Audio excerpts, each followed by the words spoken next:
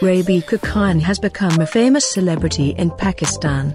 She gained this fame through his TikTok account. Seeing the innocence on her face, everyone becomes her fan.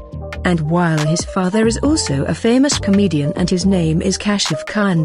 Rebecca Khan often uploads videos on her YouTube channel, and the number of her fans has crossed the millions.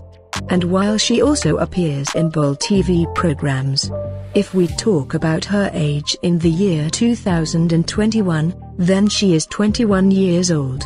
And she looks exactly like her father. Many people gained fame overnight through social media. And then they became celebrities, and the most of the TV channels started calling them on their programs.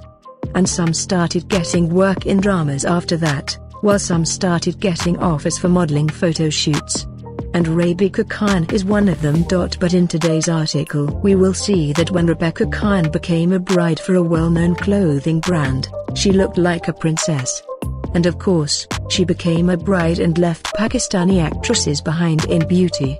So let's see some beautiful pictures from her new photo shoot. Did Kashif Khan's daughter Rebecca Khan look like a princess by becoming a bride?